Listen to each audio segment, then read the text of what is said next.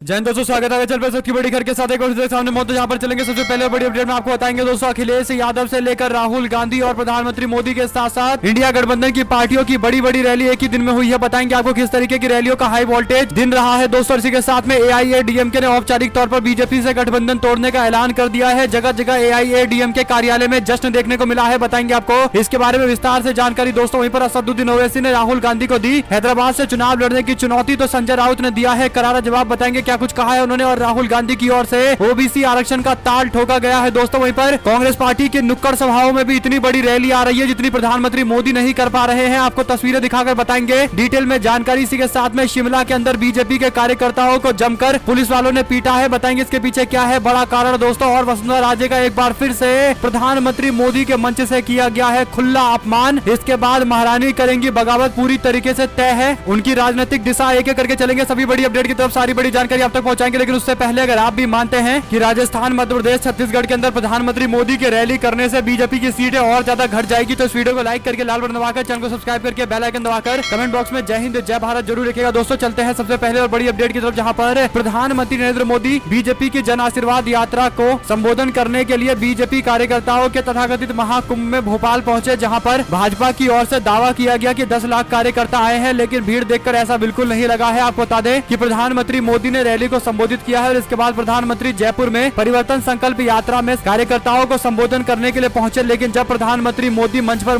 मौजूद थे तो उनके साथ में वसुंधरा राजे की तस्वीरें भी देखी जा सकती है दोस्तों। बड़ी बात यह है कि वसुंधरा राजे को एक शब्द भी प्रधानमंत्री मोदी के मंच से बोलने की इजाजत नहीं दी गई। बीजेपी के 10 बड़े नेताओं ने प्रधानमंत्री मोदी की रैली में संबोधन किया है, लेकिन एक भी महिला नेता या फिर वसुंधरा राजे, जो पूर्व मुख्यमंत्री रही है और राजस्थान में बीजेपी का एकमात्र चेहरा है, उनको बोलने की इजाजत नहीं दी गई। वसुंधरा राजे बीजेपी की कई बार चुनाव जीतकर मुख्यमंत्री बनी है, यहाँ तक कि प्रधानमंत्री मोदी से भी सीनियर नेता है, लेकिन इसके बावजूद उनको मंच से नहीं बोलने दिया गया। इसका सीधा मतलब यह है कि बीजेपी अब खुलकर मंच से वसुंधरा राजे का अपमान कर रही है। आप लोग की जो भी राय हो दोस्तों लिखकर जरूर बताएगा। क्या प्रधानमंत्री मोदी की रैली से बीजेपी के अंदर आपस में फूट और ज्यादा बढ़ने वाली है? जो भी राय है लिखकर जरूर बताएगा। साथ साथ कांग्रेस पार्टी के नेता राहुल गांधी अगस्त के बाद एक बार फिर से छत्तीसगढ़ के बिलासपुर पहुंचे, जहां पर उन्होंने एक सार्वजनिक सभा को संबोधन किया है। राहुल गांधी ने राज्य के सीएम भूपेश बघेल के साथ मुख्यमंत्री ग्रामीण आवास न्याय योजना का शुभारंभ करते हुए छत्तीसगढ़ की अपनी तीसरी यात्रा को समापन किया है। इस योजना का उद्देश्य ग्रामीण क्षेत्रों के अंदर बेघरों और कच्चे घरों वाले परिवारों को वित्तीय सहायता प्रदान करना है। गांधी और पार्टी के अध्यक्ष मल्लिकार्जुन खड़गे योजनाओं की घोषणा करने के लिए 28 सितंबर को फिर से राज्य का दौरा करेंगे। पिछले हफ्ते कांग्रेस पार्टी महासचिव प्रियंका गांधी ने भिलाई में महिला कल्याण पर एक सार्वजनिक रैली को संबोधन किया था। साथ साथ दोस्तों बीते दिन अखिलेश यादव छत्तीसगढ़ के दौरे पर निकल चुके हैं, लेकिन एक और बड़ी जानकारी सामने आ रही है। अखिलेश यादव ने राजस्थान के वरिष्ठ सामाजिक कार्यकर्ता अर्जुन देथा और बसंत हरियाणा से भेंट की है। राजस्थान की राजनीति स्थिति को लेकर चर्चा की गई है दोस्तों। उन्होंने राजस्थान में होने वाले विधानसभा चुनाव में सपा की संभावनाओं पर बात की है। अर्जुन देथा जातीय जनगणना के बारे में लोगों को जागरूक करने का काम कर रहे हैं। वह पहले जनता दल और जॉर्ज फर्नांडिस के साथ रह चुके हैं। वे जनता दल सेकुलर के साथ भी रहे हैं। हाल फिलहाल के अंदर उन्होंने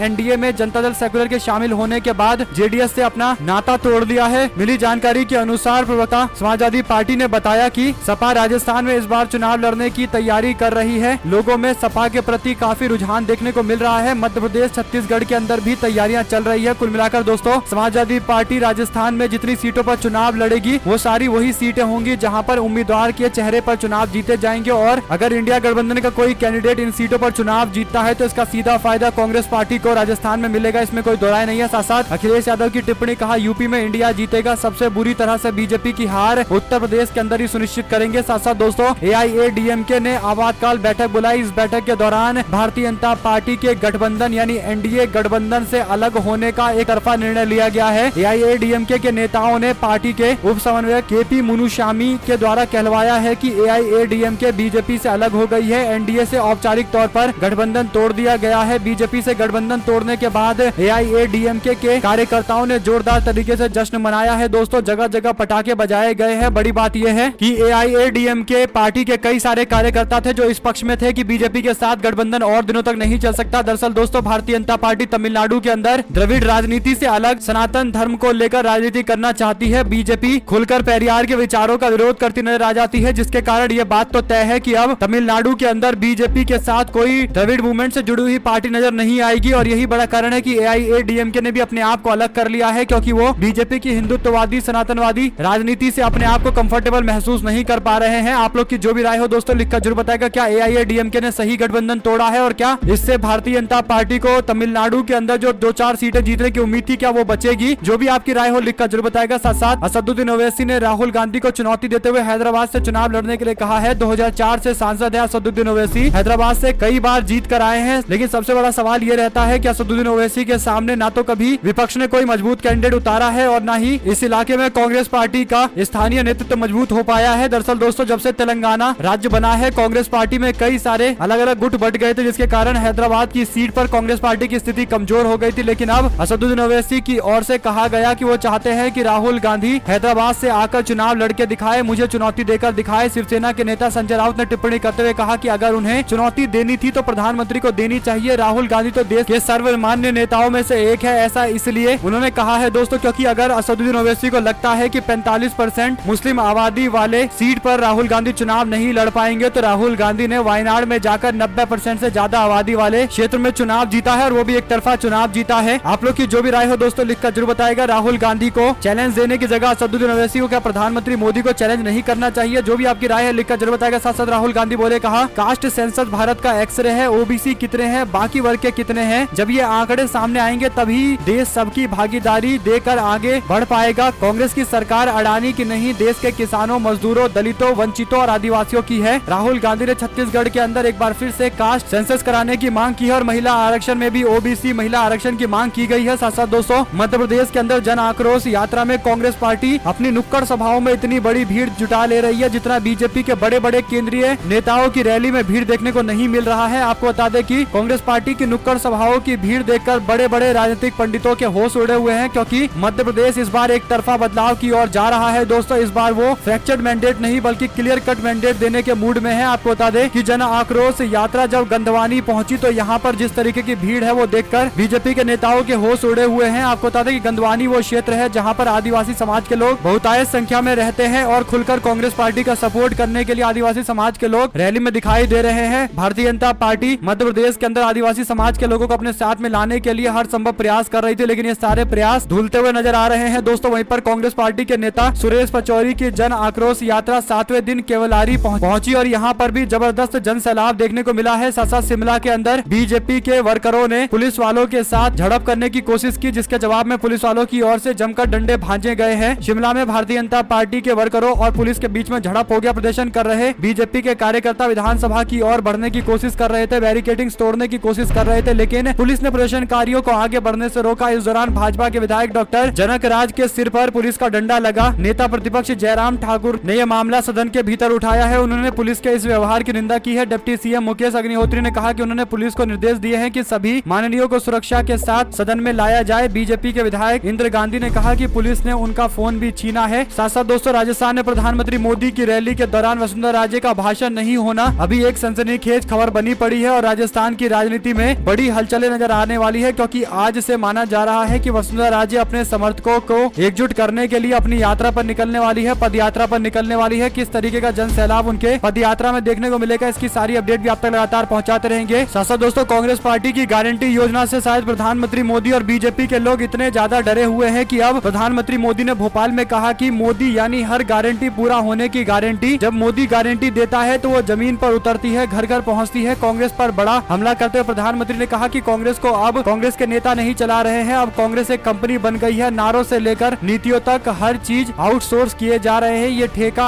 अब कुछ अर्बन नक्सलियों के पास है। कांग्रेस में अब अर्बन नक्सली की चल रही है। प्रधानमंत्री ने मध्य प्रदेश के जम्बूरी मैदान में ये बातें कही है। दोस्तों बड़ी बात यह है कि प्रधानमंत्री मोदी के शब्दों को अगर आप बिटवीन द लाइन पढ़ेंगे तो आपको समझ में आएगा कि प्रधानमंत्री ये कहना चाह रहे हैं शायद कि कांग्रेस पार्टी ने जिस तरीके से अपने कैंपेन को नए ढंग से लॉन्च किया है, भारतीय जनता पार्टी की सिरदर्दी बढ़ गई है। सोशल मीडिया और चुनावी मैनेजमेंट में कांग्रेस पार्टी बीजेपी से काफी आगे निकल चुकी है, जिसका एक जीता जागता उदाहरण कर्नाटक में देखने को मिला था और बाकी राज्यों के अंदर भी बीजेपी संगठन क्षमता से ज्यादा कांग्रेस पार्टी ने अपने संगठन के क्षमताओं का विस्तार किया था। शायद यही बड़ा कारण है कि प्रधानमंत्री कह रहे हैं कि आउटसोर्सिंग करा रही है कांग्रेस पार्टी अपने चुनावी अभियान को। साथ साथ दोस्तों प्रधानमंत्री नरेंद्र मोदी जहां पर एक और बड़ी बड़ी बातें कर रहे हैं तो दूसरी ओर राहुल गांधी छत्तीसगढ़ के अंदर रेलवे में यात्रा करते नजर आए। राहुल गांधी की रेलवे की तस्वीरें भी सामने आई है दोस्तों, जहां पर उन्होंने पैसेंजरों से मुलाकात की है। इस दौरान पैसेंजरों ने उनका ऑटोग्राफ भी लिया है। राहुल गांधी के साथ तस्वीरें खिंचवाई गई है। हंसी मजाक करते हुए लोग नजर नजर आए हैं। साथ साथ दोस्तों सुप्रीम कोर्ट ने मुजफ्फरनगर के अंदर एक महिला शिक्षक के द्वारा एक अल्पसंख्यक समाज के बच्चे को